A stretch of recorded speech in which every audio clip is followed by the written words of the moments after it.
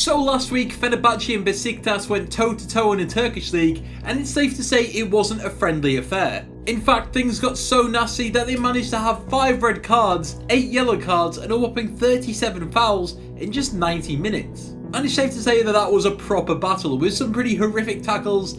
Oh, and if you were wondering, Fener managed to win 2-1. Anyway, this has got us thinking about some other incredible battles on the football pitch, so here are some other really volatile football matches that we really love. Number 1, Portugal versus the Netherlands in the 2006 World Cup. When you search the Battle of Nuremberg, you won't first be met with results of a heroic battle in World War II, but instead the clash between Portugal and the Netherlands in their infamous 2006 second round game. There were so many cards issued that it actually became a record for a FIFA-ran international competition. 16 yellows and 4 reds. I mean, when you think of the Dutch and the Portuguese, you think of fancy, skillful football played at a really good pace. But what we got was basically an ECW pay-per-view, blood, guts, but thankfully no New Jack. Mark van Bommel was booked after just 2 minutes for what probably would have been a red card if it was later in the game. Khalid Boularus fouled Cristiano Ronaldo just 6 minutes later, a foul which forced Portugal to sub him off after just half an hour. And then, after figuring out that the Dutch just wanted to kick the life out of them, Portugal started taking chunks out of them as well, with Maniche picking up a yellow card after 20 minutes, and Costinha getting booked twice in the space of 15 minutes and getting sent off before half time. The second half was even nastier, with Figo being booked for a headbutt, he got a yellow incredibly, then Boularus was sent off, and then Van Bronckhorst, Ricardo, Nuno Valente, Wesley Sneijder, Deco, Petit, and Van der Vaart were all booked. And if you're wondering about the result, well, Portugal won 1-0 thanks to a Maniche goal. Sepp Blatter claimed that the referee needed to give himself a yellow card for his poor performance, which is a bit harsh, especially coming from someone like Sepp. Number 2, Galatasaray versus Manchester United at 1993. Welcome to hell. That was the banner that Galatasaray fans held up before the game in Istanbul. Another one read, RIP Man United. And another read, this is your final 48 hours on the planet. It's safe to say that this is one of the few, if not only time, that Sir Alex Ferguson and co were truly intimidated by a team. Nearly every corner of the stadium was on fire with flares, and everything seemed against Man United. Before the game, their bus was pelted with rocks and stones, and Galatasaray fans found out where the team hotel was, and just managed to ensure that Man United players got no sleep whatsoever.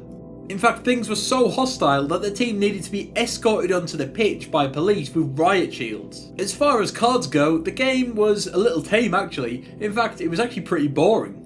However, the atmosphere was absolutely terrifying, with the stadium just engulfed in flames, fans screaming and cheering, and Man United looking completely out of their depth. And the actual only red card in the game came when Eric Cantona did some vintage Eric Cantona things. He kicked things off by literally kicking things off by booting the ball at a Galatasaray substitute, becoming enraged at their time-wasting tactics. After the final whistle, Cantona ran over to the 4th official, had some words with him, and then was straight sent off after making a pretty unpleasant gesture at him. This is when everything kicked off between Galatasaray, Man United and the police.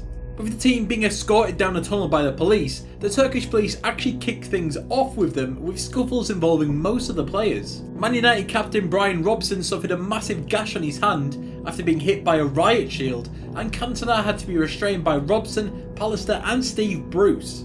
In his autobiography, Roy Keane claimed that Cantona was wanting to stay behind to kick the life out of that rogue cop who attacked him and Robson. Fergie vowed that he would never go back, which he did, and King Eric was banned for 4 games after the incident.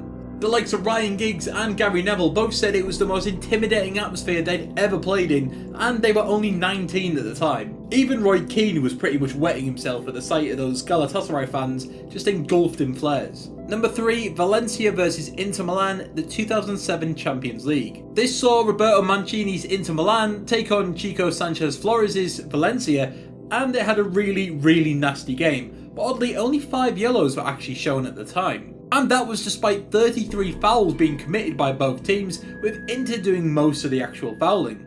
While there was plenty of nastiness in the game, it wasn't until the final whistle when things really boiled over. After seeing Nicolas Berdicio and Carlos Machena have a bit of an argy-bargy, David Navarro, who was an unused substitute, ran onto the pitch and punched Berdicio right in the face, breaking his nose.